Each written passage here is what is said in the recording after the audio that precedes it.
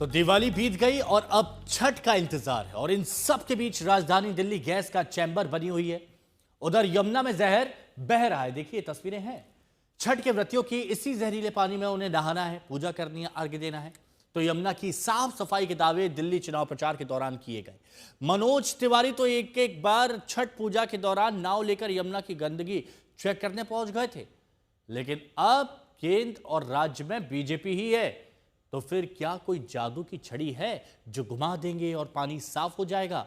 ये सवाल अब पूछे जा रहे हैं कि यमुना कितनी साफ है। ये तस्वीर क्या बदलेगी? तस्वीर 2024 की है, जब व्रती आए थे छठ के और वहां यमुना में सफेद झाग देखा जा रहा था। हालांकि 2025 में भी वो सफेद झाग अभी भी देखा जा रहा है। तो दिल्ली में छठ महापर्व को लेकर तैयारियां अब अपने अंतिम चरण में है। दिल्ली की सीएम खुद घाटों का निरीक्षण कर रही हैं, जैसा आप तस्वीरों में देख रहे हैं। इसके अलावा दिल्ली सरकार के मंत्री, बीजेपी सांसद और विधायक छठ घाटों का दौरा कर रहे हैं। साफ सफाई और इंतजामों का जायजा लिया जा रहा है ताकि कहीं कोई दिक्कत ना रह जाए। आखिर इस साल बिहार में चुनाव भी तो है और भले ही तैयारी दिल्ली में हो रही है, लेकिन नजर तो पटना पर होगी। दिल्ली में करीब 1000 स्थानों पर घाट बनाए जा रहे हैं। यमुना नदी पर 17 पॉइंट्स पर मॉडल घाट तैयार हो रहे हैं। वहीं मुनक नहर पर लाखों श्रद्धालु छठ पूजा करते हैं। यहां से अब तक 600 ट्रक सिल्ट हटाई जा चुकी है। पिछले जो सरकारों के दौरान दिवाली वाले दिन का जो डाटा था और अगले दिन का डाटा था, हमारे कार्यकाल में वो डाटा कम हुआ है, बढ़ा नहीं है, कतई नहीं बढ़ा है। दिल्ली के लिए लगातार तो ये कुछ नया नहीं है, जो है ये जो चल रहा था उसी पैटर्न पे है, परंतु पहले से कम है। जबकि लोगों ने खूब दीपावली भी मनाई, सारे काम किए और हम अपनी ओर से अपने कामों को और मुस्तैदी के साथ कर रहे हैं। कमी कहीं पे भी नहीं आने देंगे। दिल्ली सरकार में मंत्री हैं मनजिंदर सिंह सिरसा, वो भी मैदान में है, घाटों की निरीक्षण कर रहे हैं और दावा कर रहे हैं कि इस बार का छठ जो होगा वो बिल्कुल ऐतिहासिक होगा। तो पूजा की कितनी सामग्री है जो है वो इस वक्त आपको नजर आएगी और पोल्यूशन का स्तर जिस तरीके से यमुना के अंदर बढ़ता है उसको लेकर के जमकर राजनीति भी जो है वो होती है। लेकिन अब इस तरीके से एनवायरमेंट मिनिस्टर जो है वो आपको यहाँ पर सफाई करते हुए नजर आएंगे। सर, यमुना की सफाई का जायजा लेने के लिए आप लोग पहुंचे हैं, क्या कुछ स्थिति है और क्या कुछ तैयारियां सरकार की इस बार जो है वो यमुना को लेकर के है, सर छठ पर्व को लेकर? इस बार आप देख रहे हैं सारी यमुना जी की सफाई का बड़ा अभियान चल रहा है जो आप देख रहे हैं। मैं इसको अभी 2 मिनट में आपका समा दूँ, मैं इससे बात करता हूँ, 2 मिनट बस।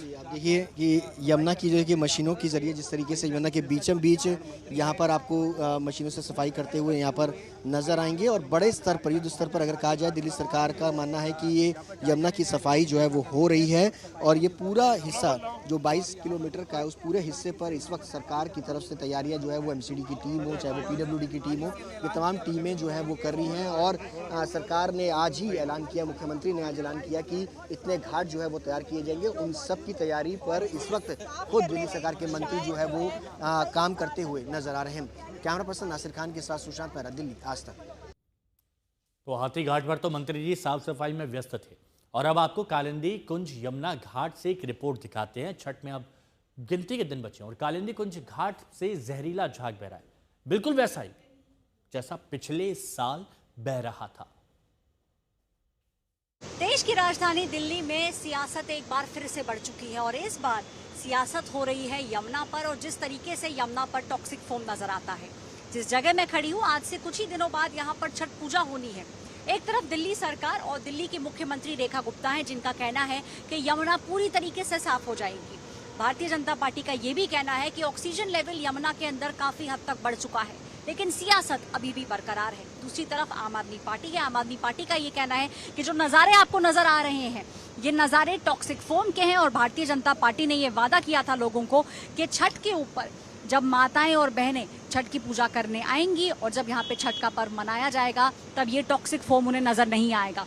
लेकिन वास्तविकता वही है जो आपको इस समय तस्वीरों में नजर आ रही है। यमुना के किनारे हम खड़े हैं। आज तक की टीम आपको बता रही है किस तरीके से काम चालू है। जो आपको यहाँ बोट्स नजर आ रही हैं, ये सरकारी बोट्स हैं और कोशिश की जा रही है कि यमुना को जितना ज़्यादा साफ हो सके उतना ज़्यादा छठ के लिए साफ किया जा सके। तो यही जो तस्वीरें आपको यहाँ नजर आती हैं, ये टॉक्सिक फोम की है। टॉक्सिक फोम अभी भी यमुना के ऊपर नजर आ रहा है। नेट की अगर बात करें तो वो जो आपको बल्लियां नजर आ रही हैं, उन बल्लियों पे एक नेट सा लगाया गया है ताकि जो टॉक्सिक फोम है वो उस तरफ ना जाए। डिफोमर का भी इस्तेमाल किया जा रहा है।